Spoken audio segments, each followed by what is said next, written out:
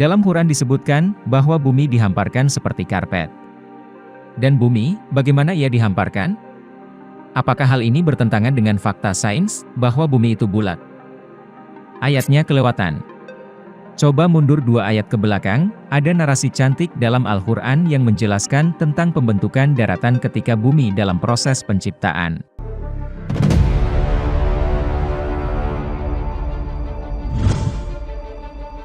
Al-Ghoshiyah ayat 18-20 berbunyi, dan langit, bagaimana ia ditinggikan? Dan gunung-gunung, bagaimana ia ditegakkan? Dan bumi, bagaimana ia dihamparkan? Ayat ini menceritakan bagaimana bumi diciptakan. Bukan kun fayakun langsung jeder, seperti simsalabim langsung ada. Melainkan melalui proses, yang dari situ manusia bisa belajar dari Al-Quran, petunjuk umat manusia. Ini adalah ilustrasi bumi kita dulu, ketika masih imut-imut. Permukaan bumi berisi batuan panas dan lahar, dengan letusan gunung berapi aktif di sana-sini.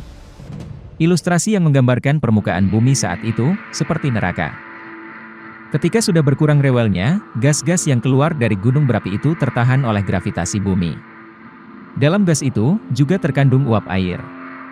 Atmosfer dan lautan mulai terbentuk. Asal-usul lautan di bumi, adalah kondensasi uap air itu, ditambah dengan air dan es yang dibawa oleh asteroid, protoplanet, dan komet.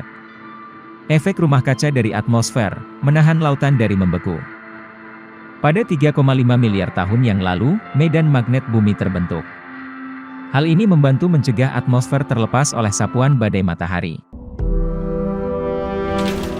Menurut salah satu teori, sekitar 3,2 miliar tahun yang lalu, bumi tertutupi oleh samudera raksasa. Tak ada daratan yang tampak.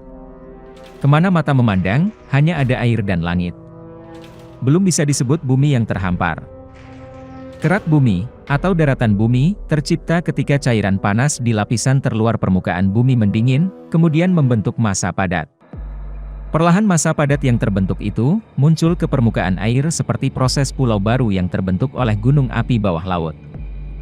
Kerak bumi mulai dihamparkan.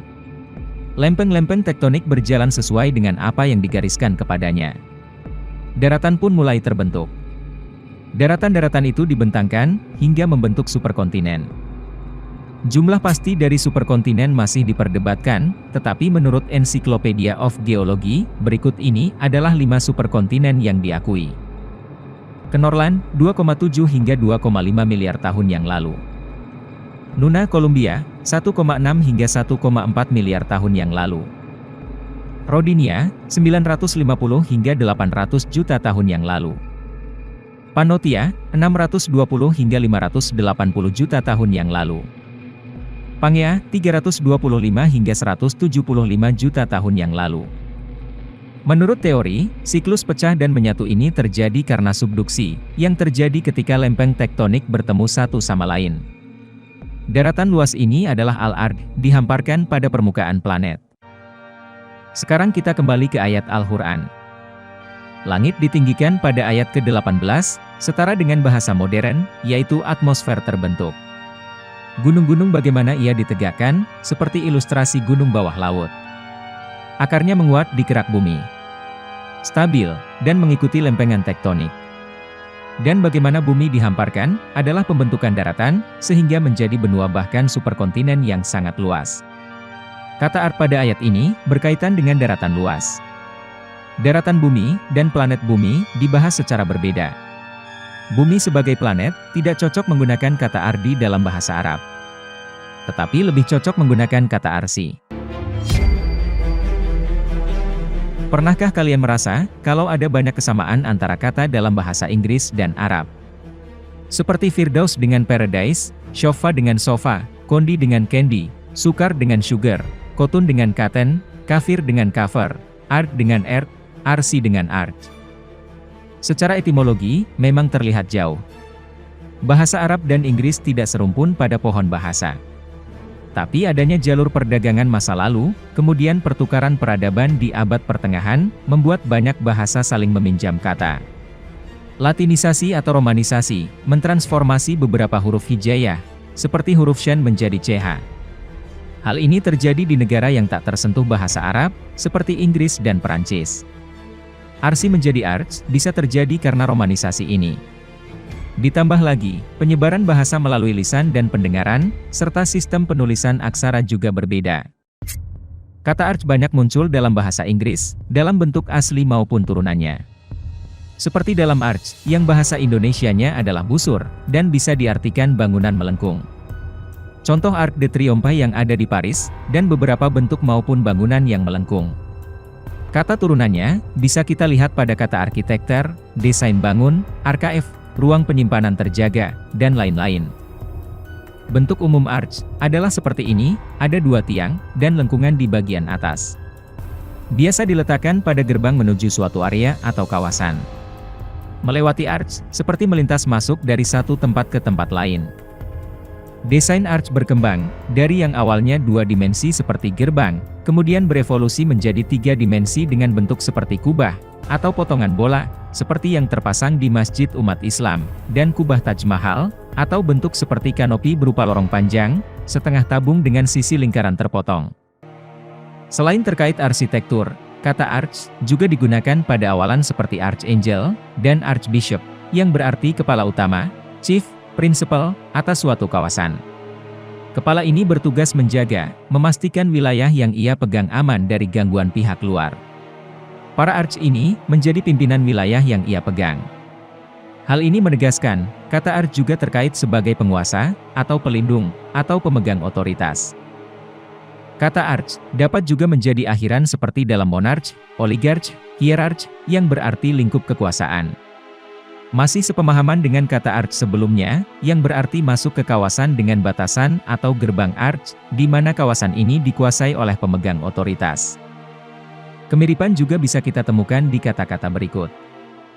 Arch seperti dalam arc, garis lengkung, bentuk huruf U terbalik, yang kita lihat dalam desain arch.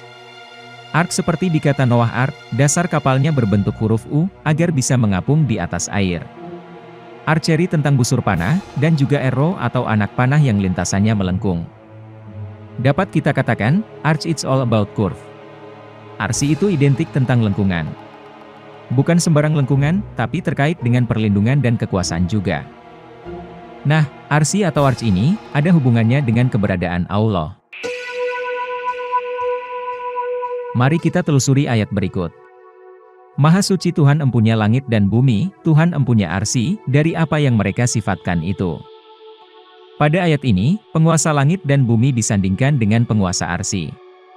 Hal ini bukan berarti ada dua penguasa, tetapi saya maknai bahwa ada satu penguasa, di mana kekuasaannya adalah merujuk hal yang sama. Jadi, arsy adalah kesatuan langit dan bumi. Dengan kata lain, arsy bisa kita maknai sebagai langit, atmosfer, dan daratan bumi. Sehingga bisa disimpulkan, bahwa arsy adalah planet bumi, mulai dari atmosfer, termasuk isi di dalamnya. Di ayat yang lain, seperti dalam surat Ar-Ra'd ayat 2 dan Luqman ayat 10, Allah menegaskan bahwa langit diciptakan tanpa tiang. Kalau kita lihat desain arch dua dimensi ini, ada tiang di dua sisi, dan lengkungan pada bagian atas. Namun langit tanpa tiang, berarti full arch, hanya ada lengkungan semata. Manusia yang berada di bawah langit, hanya bisa melihat langit tanpa tiang.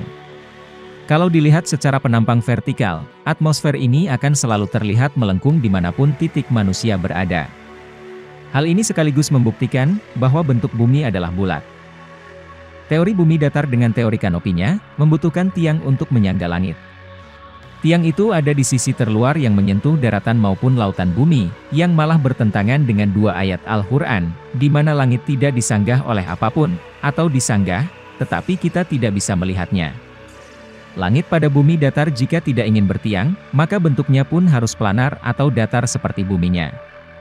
Kalau hal itu terjadi, maka bumi datar dan langit datar itu tidak ada batasnya. Ketika kita sudah membuktikan bahwa planet bumi ini adalah arsy, maka pertanyaan berikutnya adalah terkait keberadaan Allah. Ayat-ayat terkait biasanya, ada kata istawa, yang secara umum diartikan menuju atau bersemayam, dan ala yang secara umum diartikan di atas. Mari kita cek ayat Al-Qur'annya.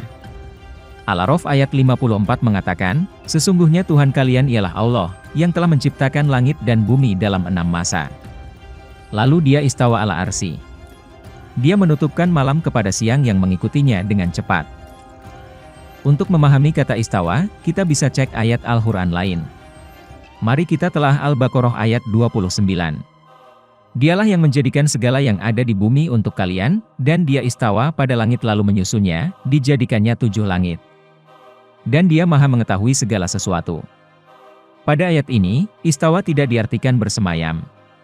Kementerian Agama mengartikannya menuju.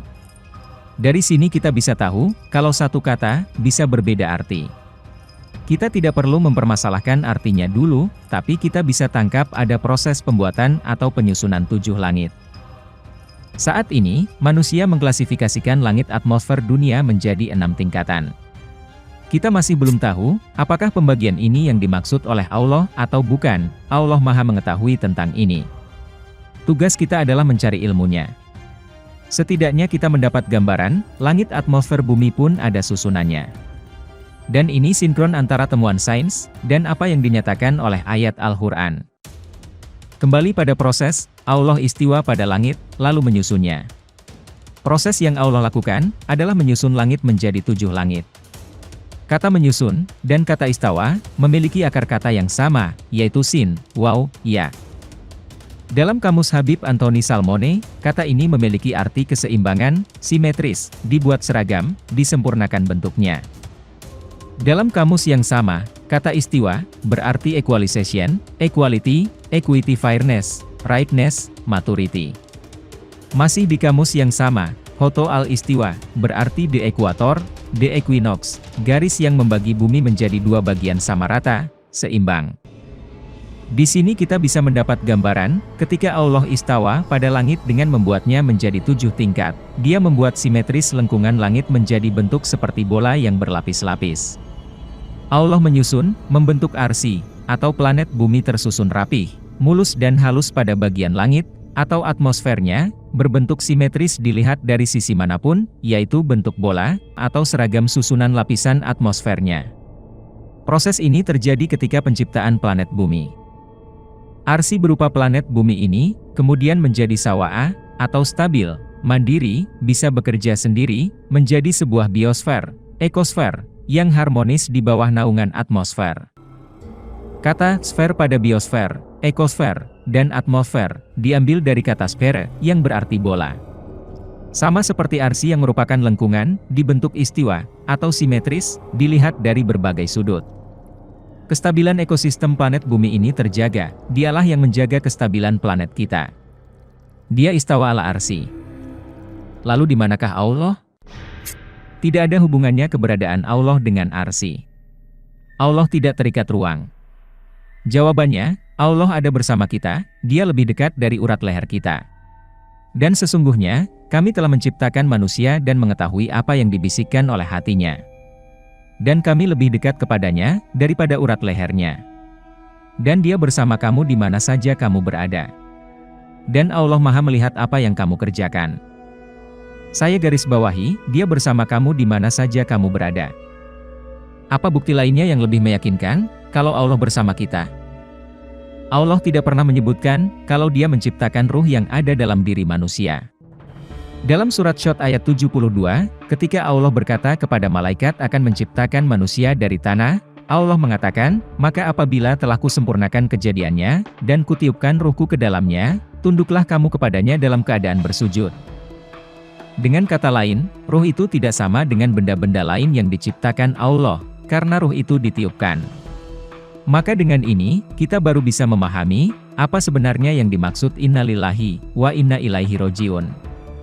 Kesimpulan dari video ini, hanyalah hipotesis, dari banyaknya hipotesis-hipotesis yang beredar. Yang mana yang benar, hanya Allah yang mengetahuinya. Mohon maaf kalau pembahasan makin melebar, kita sambung di tema video berikutnya. Allah meniupkan ruhnya kepada manusia. Karena itulah, malaikat harus tunduk kepada manusia, dalam keadaan bersujud.